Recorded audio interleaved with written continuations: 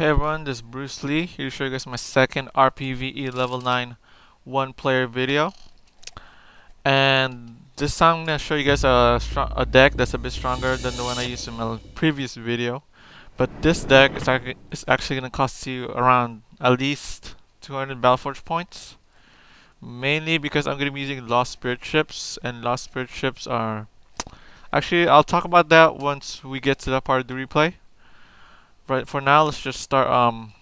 We'll talk about what I'm gonna do here in the beginning. But in the beginning, I'm still gonna use pretty cheap cards.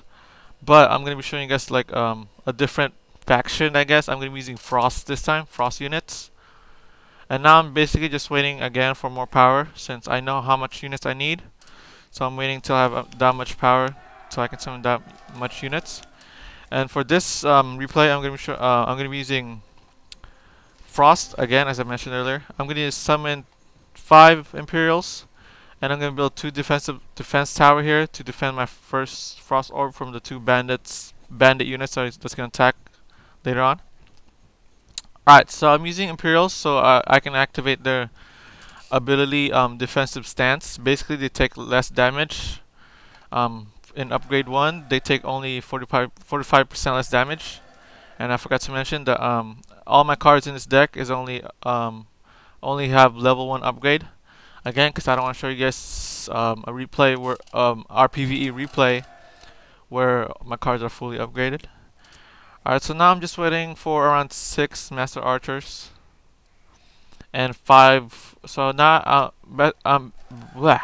so I'm basically sticking with 5 Imperials. Probably the more the higher level upgrade your Imperials are, the less Imperials you'll actually need. Alright, so now that I think I have 6 now. Nope, I don't have 6. I'll put the replay at 2 speed. Alright, so my strategy for this map is once I have 6 Master Archers, I'm gonna go ahead and move my Imperials forward, and make sure that all the bandit units enemies are attacking your Imperials before you move your archers forward, to make sure that your archers take less damage as possible. You want to make your Imperials tank, which is basically why I summoned them. Try to focus down the shamans. Try to focus down units with your Master Archers. Don't just let them auto target anything. So now I have 5 Imperials, 9 Master Archers. As you notice here, I'm not going to build my power walls and orbs just yet, because I'm going to go ahead and attack the 3rd camp. And I just waited a little bit for these next 2 bandits to appear. So once I kill this off, again I'm going to go ahead and have my Imperials move forward first. Let them tank the bandits. Then now I'm gonna focus down these Sky Rakes with my Master Archers. And what I'm basically doing with my Imperials, I'm just putting them at stop. I just let them auto target anything, because basically all they're there for is to tank from my Master Archers. So once I killed a couple of bandits, I go ahead and focus on this bandit tent. You don't want to focus down the bandit tent right away. You want to kill a couple of these bandits before you actually focus it down. Mostly because you'll take less damage that way. And so my 2 defense tower here are holding up. So once I knew that pretty much cleared this 3rd camp, I started building my power walls. Once I've fully cleared it, I'm gonna go ahead and kill all my units except 3 Master Archers. These archers are just to kind of a fail safe, I guess. Just to make sure that when I build my orbs on this part of the map, that I have something to defend them with. Because these 2 units, bandit units, they once you build this orb right here, once it's fully built, the 2 bandit units that attack your first orb, they're gonna go and attack this orb instead. So that's the thing you want to keep in mind. So I'm gonna go ahead and build 2 Shadow Orbs, mainly because I want to build some resource booster for my power walls, and I'm building 2 Lost Launchers here for defense. So I want to build.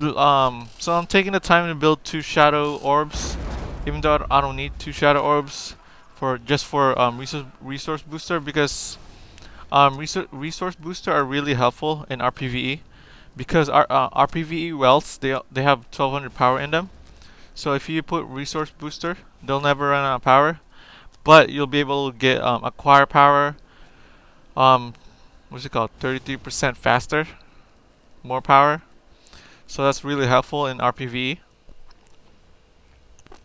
So once I built power walls for each of these, a resource booster for each of these power walls, I'm going to destroy one of my shadow orbs and build a nature orb.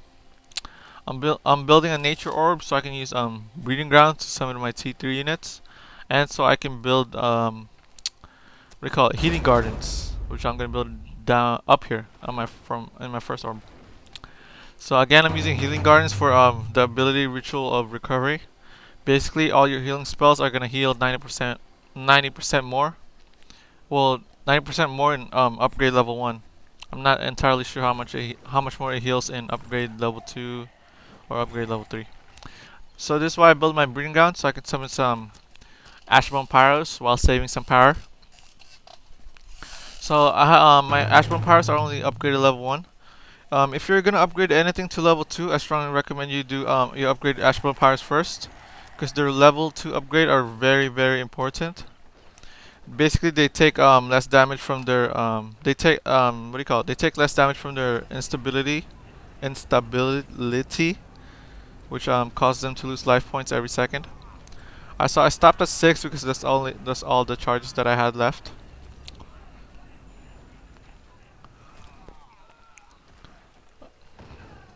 So once I get to this camp, I'm gonna go ahead and use Cold Snap.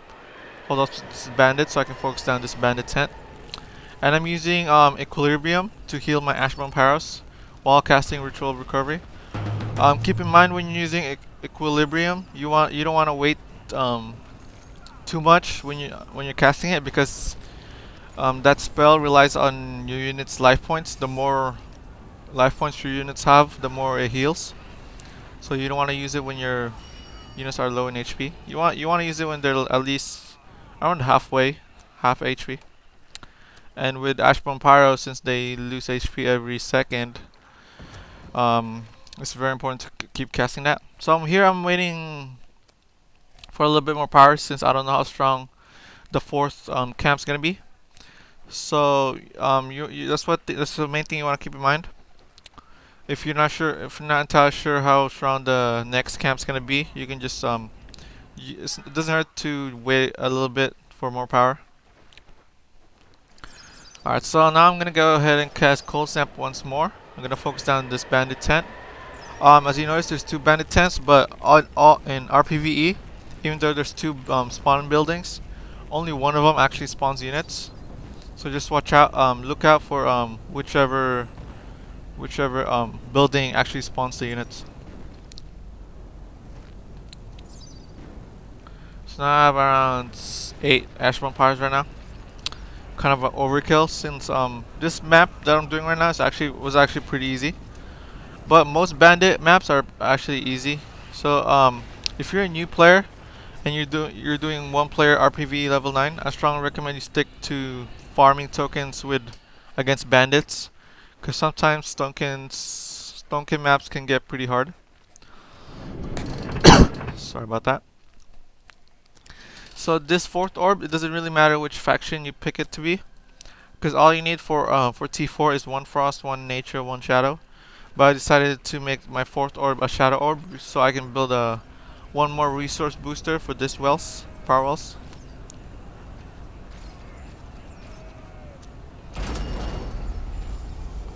Alright, so once the 4th orb is built, I'm gonna go ahead and build a resource booster, and what do you call it? I actually destroyed my lost launchers here, because it's not gonna get attacked by bandits anymore.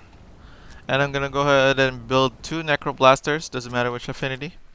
And I'm waiting to kill my ash bones till my necroblasters are built, so I can sacrifice them so that my necroblasters are gonna get some life points, so they'll be able to attack. For T4, I'm going to be using Lost Spirit ships. Probably the best. Lost Spirit ships are probably the best. What do you call it? T4 units to use in RPvE. Mostly because their attack, they're able to attack 8 targets at the same time. So, and as you know, in RPvE, camps tend to get big. They tend to have a bunch of units and a bunch of buildings. So, Lost Spirit ships are probably the best way to go when you're doing RPvE. So I have both affinity here, Lost Spirit ship nature and fire affinity. Because so I'll have basically have 2 cards. I have the nature affinity card and the fire affinity. So when I use offering nature affinity on the rifle cultist, I'll be able to sub in both the Lost Spirit ship affinity at, by only casting 1 offering. So that's gonna save me a bit of power, but again, you don't have to buy both of them. You can just buy 1. It's probably gonna slow you down a bit, but if you're low on BattleForge points, it's not that big of a deal. So basically, I'm just gonna keep offering my rifle cultists every time I have power to summon more Lost Spirit ships. So now I'm gonna have 6 Lost Spirit ships now. And don't worry about these necroblasters; they're gonna hold up against the bandits.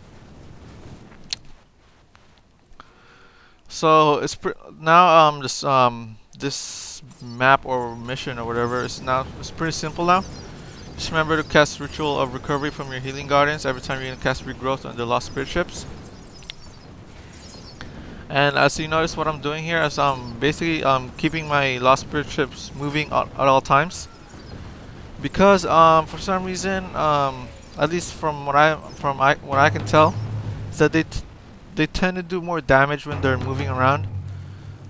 I don't know, maybe it's just me, but it just seems that way.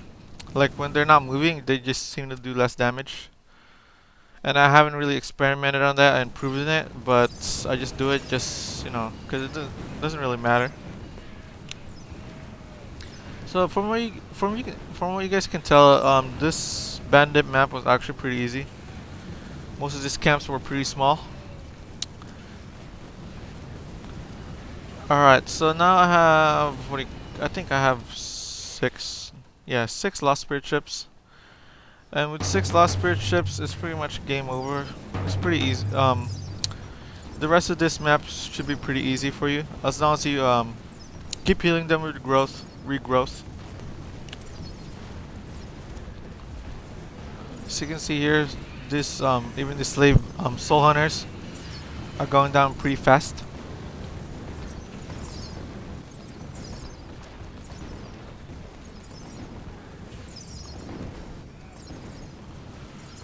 Alright, so not really much to talk about now, except that actually there's not really much to talk about since I'm basically gonna be doing the same thing now. I'm just moving my Lost Spirit ships through these camps, and they're just gonna be able to take them out pretty quickly.